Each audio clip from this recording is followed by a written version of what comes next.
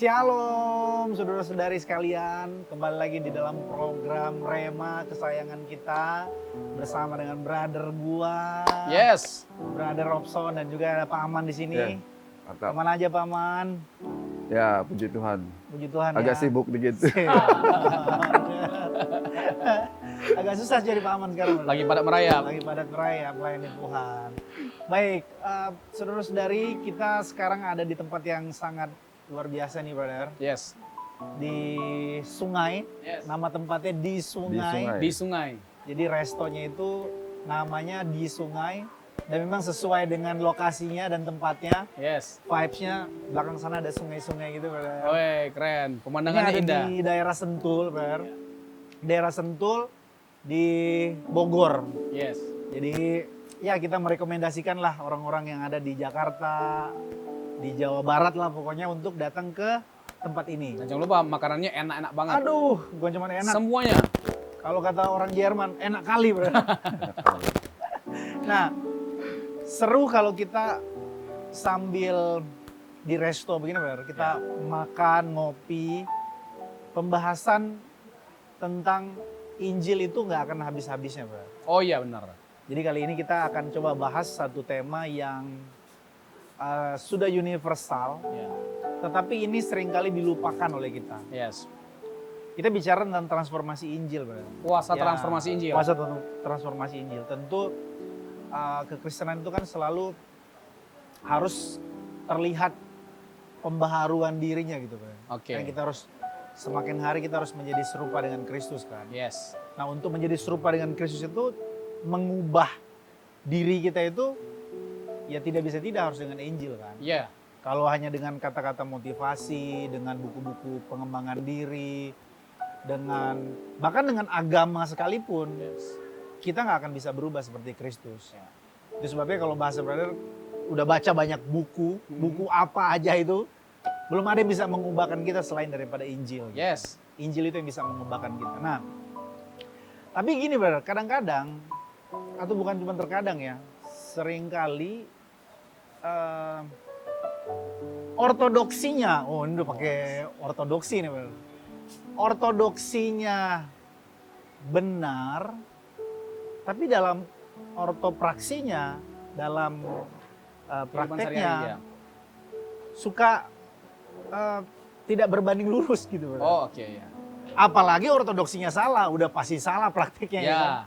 Nah ada juga yang sebaliknya, di era yang post modern gini, sifatnya relativisme seperti ini, ada yang katakan yang penting ortopraksinya, Oh oke. nggak penting dengan ortodoksinya Ya. atau doktrinnya. Nah mungkin mengawali diskusi ini langsung ke Brother dulu sebelum nanti ke Pak Aman kita lempar. Injil itu kan tidak hanya sekedar doktrin atau landasan etika kehidupan lah ya bisa dikatakan. Ya. Tapi itu juga merupakan ortodoksi dan ortopraksi. Ya. Nah, brother bisa ulas sedikit terkait hal ini. Ortodoksi dan ortopraksi sebelum nanti kita masuk lebih dalam terkait dengan Injil. Ya. Injil ini kan kabar baik. Nah, Ya. itu bagaimana itu menjadi sebuah pedoman buat kita. Ya. Boleh brother elaborasi sambil aku minum kopi lah. Ya. Pertama-tama saya mau ngomong ini di awal, brother, bahwa nggak terbayangkan lah bagaimana kehidupan kita tanpa Injil. Ya.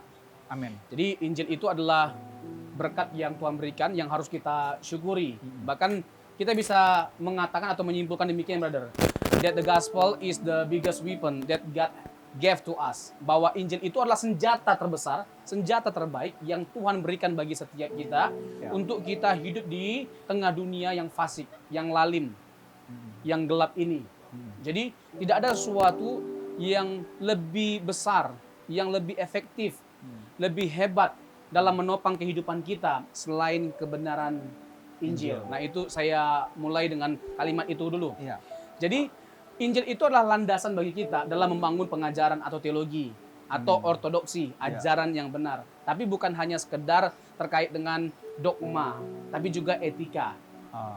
Nah, tetapi etika yang benar dibangun di atas dogma yang benar. Ya. Nah, itu yang harus kita ketahui bersama-sama. Tadi brother singgung terkait dengan yang penting praktek hidup yang benar. Ya. Ya kan, kalau pengajaran itu nomor 2. Itu dua hal yang nggak bisa dipisahkan. Kebenaran, ya, kebenaran terkait dengan teori-teori itu sesuatu yang penting. Doktrin itu sesuatu yang penting. Nggak bisa kita jadi orang Kristen yang abai terhadap doktrin. Oke. Nggak bisa. Ya, meskipun kita memahami bahwa doktrin itu adalah sesuatu, apalagi untuk case-case tertentu, itu sulit untuk ditangkap seperti Tritunggal. Iya, Itu iya. sulit ditangkap atau dipahami. Iya. Tetapi itu adalah kebenaran. Karena itu adalah kebenaran meskipun sulit, ya kita harus pelajari. Betul. Apalagi itu inti dari iman Kristen. Iya. Nah, kalau kita mau tanya, apa yang menandai Kristen sebagai Kristen? Salah satunya keyakinan bahwa Yesus itu adalah Allah. Iya. Satu-satunya juru selamat. Yang kedua, Allah itu Tritunggal. Yang ketiga, Alkitab itu adalah firman Allah. Itu fundamen lah ya. Fundamental, Ya. karena ini adalah inti dari iman Kristen. Ya kita nggak mau harus belajar, Ya. harus menggali, harus memberi waktu. Tetapi nggak bisa juga kita bilang begini, ya udahlah. Yang penting kan kami praktekkan kebenaran. Kebenaran yang mana kita praktekkan kalau kita nggak mau pelajari? Iya banyak tuh. Karena emang orang malas Iya. untuk belajar, Nggak mau ribet. nggak gitu. mau ribet ya. Jadi kita nggak bisa hanya berfokus pada satu hal lalu mengabaikan yang lainnya. Ya, praktek terhadap kebenaran itu penting, tapi menggali apa yang benar itu penting juga gitu loh. Jadi ortodoksi dan ortopraksi itu dua hal yang nggak bisa dipisahkan. Apa itu ortodoksi? Apa itu ortopraksi? Ya. Nah, kalau orang bingung, boleh nanti tanya sama dokter ortopedi. Ya, ortodoksi itu Ya, adalah ya. ajaran yang benar. Ortopraksi itu adalah praktek hidup yang benar.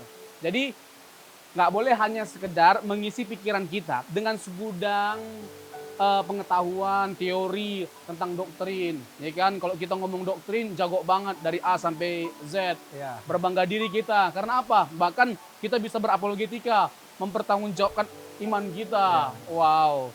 Ya itu sih keren, nggak jadi masalah. Itu good job, bagus gitu loh. Tetapi lebih dari hanya sekedar tahu banyak tentang firman Tuhan, kita juga harus mempraktekkan kebenaran firman Tuhan.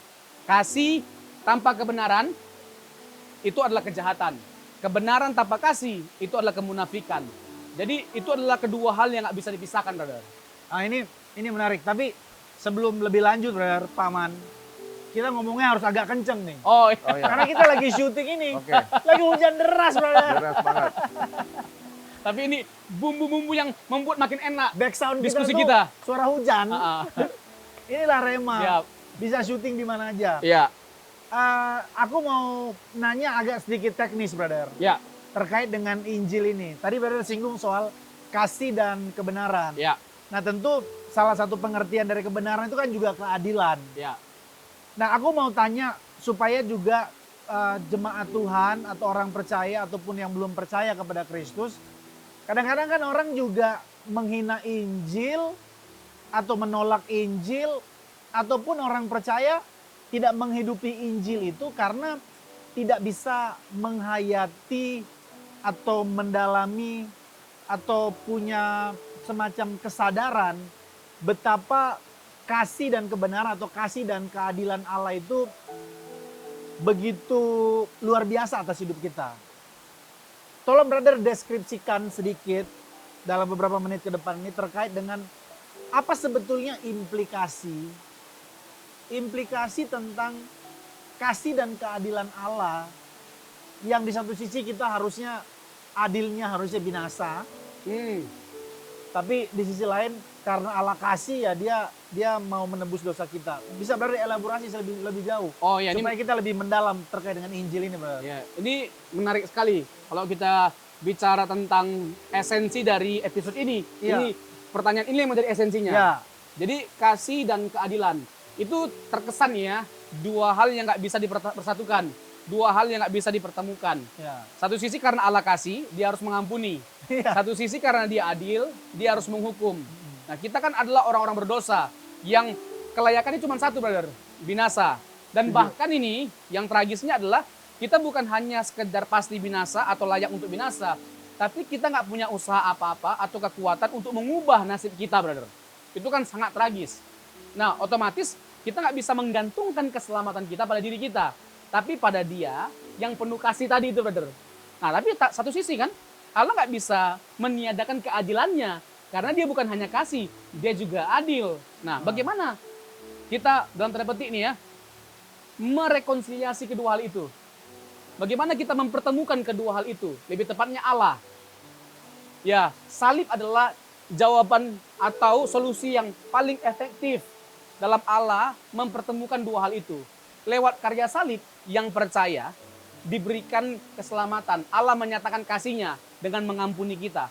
Tapi barang siapa yang tidak percaya, Allah menyatakan keadilan-Nya dengan menghukum.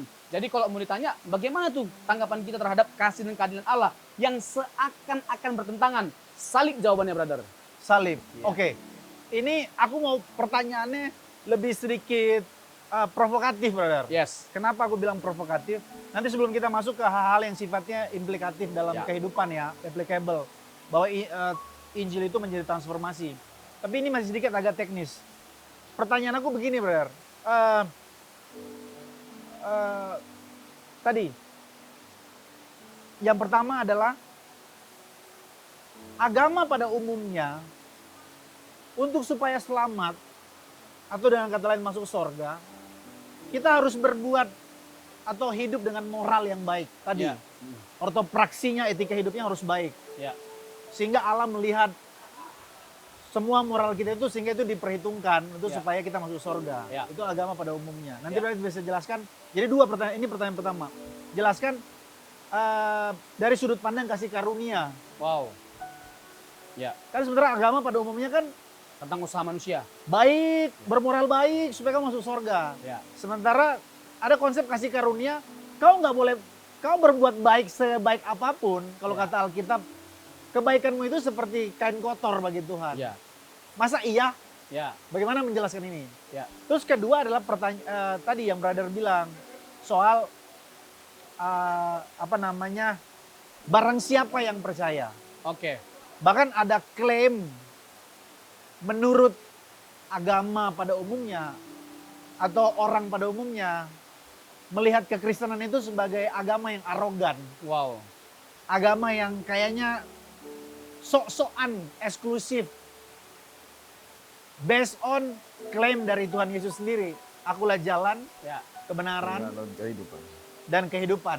Ya. Tidak ada satu orang pun yang sampai kepada Bapa yang tidak melalui aku. Ya. Nah di dunia kita yang pluralis begini, brother. Pluralis, kemudian universal. Bagaimana kita menjawab tuduhan ini, brother? Ya. Apakah memang benar-benar hanya melalui Yesus? Ya. Ya. Masa iya Tuhan yang begitu besar, Ya. hanya Yesus jalannya? Ya. Jadi sekarang kita orang-orang Injil itu bagaimana menjawab ini? Ya. Dalam hal relasi sosial, ya harus pluralis gitu loh. Tapi dalam hal jalan keselamatan, nggak pluralis. Oh. Itu eksklusif sifatnya melalui Yesus Kristus.